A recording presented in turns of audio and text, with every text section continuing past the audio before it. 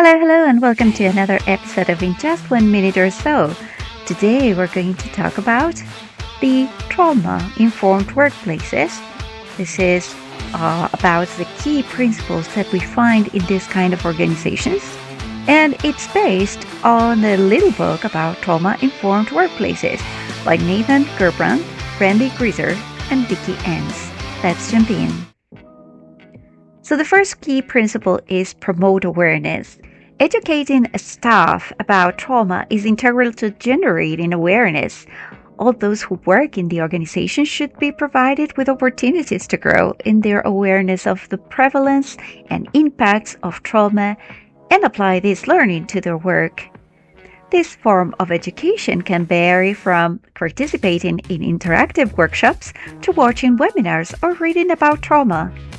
A natural result of promoting trauma awareness is that it will lead people to self-reflect and in some cases develop new understanding of their own personal traumas. This process can put some staff in emotionally vulnerable positions. That is why it's important to support the staff in this process by offering safe spaces, providing opportunities for confidential debriefing, and creating meaningful self-care plans. Becoming aware of trauma is not about taking on the role of a trauma specialist or assuming that everyone has a debilitating history of trauma. It is about being prepared for the possibility that someone has been impacted by trauma, preventing further harm, and understanding the role each of us can play in promoting individual and collective well-being. Promoting awareness helps people become more comfortable talking about trauma and better at understanding its impacts. So, would the people served by your workplace feel there is a positive support for those who have experienced trauma? What specific steps could your organization take to promote trauma awareness?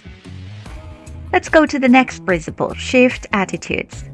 While trauma awareness is valuable at a knowledge level, an attitude shift is necessary in order to change how we engage with people. By shifting attitudes, we are able to put our awareness of trauma into action. This shift impacts the questions we ask and creates a mindset of curious empathy that we can bring to our interactions. It is demonstrated by responding to people, organizations, and communities in ways that reflect awareness of the role trauma can have. When we shift our attitudes, our biases recede and healthy responses to trauma become the norm. Traumatic experiences can cause people to react with the protective survival instincts of fight, flight, and freeze behaviors. Because these survival instincts can also emerge in everyday situations that aren't actually threatening, these behaviors are often misunderstood and difficult to respond to. While they are useful in the face of actual threats, they can come across as unhelpful or challenging when they don't seem to match the situation. When we recognize the possibility that trauma may be a factor in these behaviors, we can understand and approach them with an attitude of empathetic curiosity. For example, a co-worker may try to protect themselves from the trauma of a difficult divorce by going into the freeze response when overwhelmed at work. This can result in them shutting down and withdrawing from people, being chronically late at work, closing themselves in their office or missing meetings. Or for another individual, a domestic breakdown could produce aggressive, the fight behavior, and cause them to become defensive in the face of seemingly harmless questions. Being in the presence of someone who is reacting to a threat, whether it's real or perceived, can significantly impact our own emotional state. We can get pulled down a parallel reactive spiral and into our own fight, flight, or freeze responses. Without a pause and an attitude shift, we're likely to respond with an emotional-led reaction that is counterproductive to the situation. On top of that, reactive responses tend to be judgmental, which can damage the relationship, increase tension, or worse yet, cause further re-traumatization. This is where someone re-experiences the emotional and physical impacts associated with the original trauma. So this shift from judgment to curious empathy may begin at the individual level, but as more people practice it, it will naturally spread throughout the workplace. However, different employees will require different levels of support and time to shift their attitudes and biases. There will be times when judgmental attitudes need to be challenged, and the staff who are slow to incorporate the shift in attitude will need to be coached. An enduring reality is that, despite our best efforts, we never fully arrive at a perfect attitude. Therefore, it is important to turn our attention towards continuous learning and dialogue with our peers about the impacts of trauma.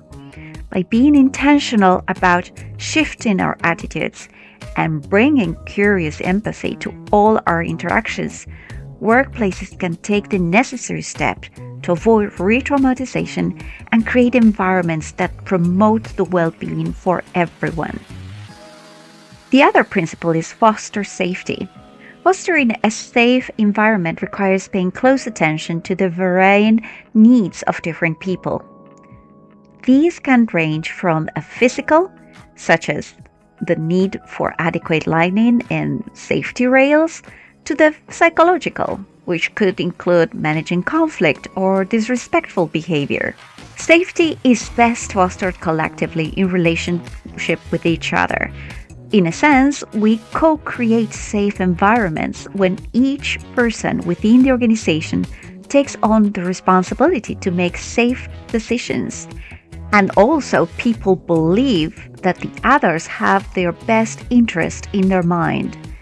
Everyone needs to recognize that their decisions have ripple effects and impacts others. In order to achieve this, leaders, safety officers, and committees need to consult widely in the development of policies and procedures. Building trust in relationships required constant interaction and feedback among leadership, staff, and clients.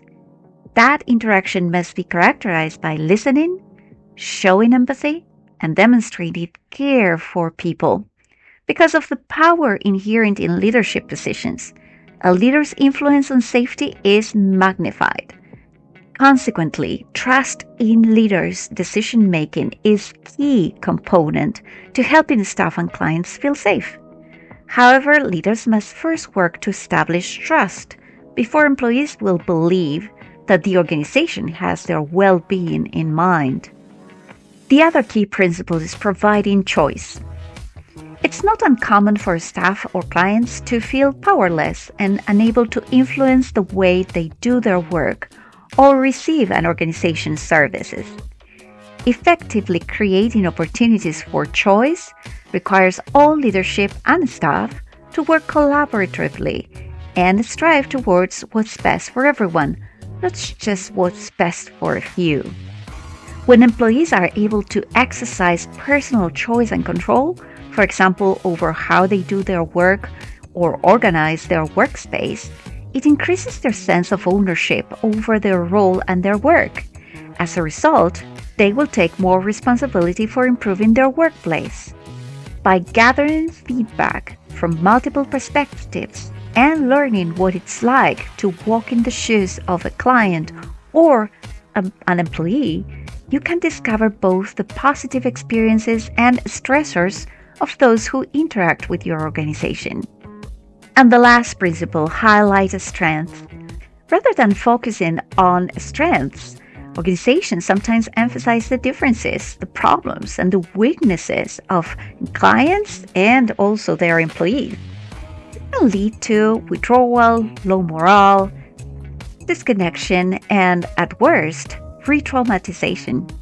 However, when we identify what is going well and build on these successes, the powers of resilience and connection can take hold and flourish. When we focus on strength and use language that reflects what a person is doing well, not just their problems or symptoms, we contribute to their resilience and abilities to flourish. Resiliency is the ability to survive and adapt in the face of stress and adverse life experiences. And it's extremely valuable for healing from trauma. Organizations that find ways to highlight strengths increase resiliency, not just in individuals, but throughout the whole workplace. To highlight the strengths in others, acknowledge when you notice someone doing something well. This can be done verbally or in a written form. Sometimes it can be beneficial to do this in front of others. Most of us appreciate receiving acknowledgement or being noticed for strengths, and it motivates us to do more of whatever earned us the praise. Acknowledging strengths leads people to become more confident, resourceful, resistant to burnout, and able to access their full potential. It's important that these messages are authentic and apply to concrete examples, not just generalized praise. An important way that organizations can honor the unique strengths of their staff and clients is by celebrating their diversity. Our sense of identity, which may include multiple areas such as culture, race, ethnicity, religion, age, ability, gender, and sexual identities, is central to who we are as people. For everyone, and especially for those who have experienced trauma, feeling proud and secure in our identity is crucial for our ability to thrive. So hopefully these 5 key principles have helped you to start evaluating your workplace and begin your journey. And that's all for today. Thank you for joining, and see you in the next episode.